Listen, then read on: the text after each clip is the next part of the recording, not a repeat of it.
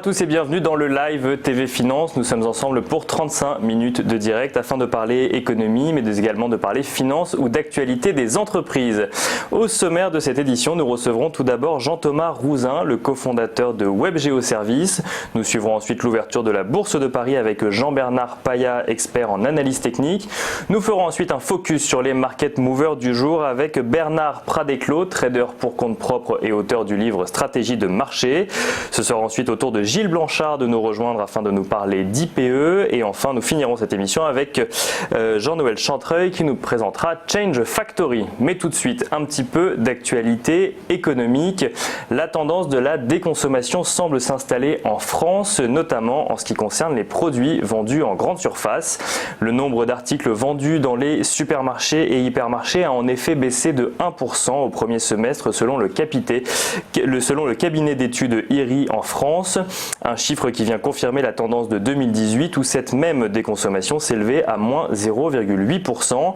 Si les clients achètent moins, ils sont pour autant tout aussi nombreux à se déplacer pour faire leurs courses, seulement ces derniers achètent un peu moins et surtout achètent mieux, à savoir des produits de plus grande valeur. Les rayons des hypermarchés ont en effet vu arriver de nouveaux produits qui ont la faveur des consommateurs, des produits bio, des produits locaux ou encore les innovations des industriels, une tendance qui n'impacte pas le chiffre d'affaires des enseignes pour l'heure qui s'adapte à cette nouvelle demande. Deuxième actualité ce matin, si les impayés de salaire ont diminué au mois de juillet, ils avaient connu 3 mois de hausse auparavant. C'est le chiffre mis en lumière par l'Association pour la gestion du régime de garantie des créances des salariés. Une situation inquiétante mais qui ne semble pas pour l'heure témoigner d'un retournement de cycle économique. L'augmentation de ce chiffre s'expliquerait par une part plus importante de défaillances d'entreprises de plus de 100 salariés dans une économie où celles-ci ont parfois du mal à se transformer pour survivre. Le nombre en défaillance d'entreprises au global est lui en recul à moins 3,7% à fin juin sur 12 mois. Comprendre donc que les entreprises défaillantes sont moins nombreuses mais plus grosses, ce qui explique cette augmentation des salaires impayés.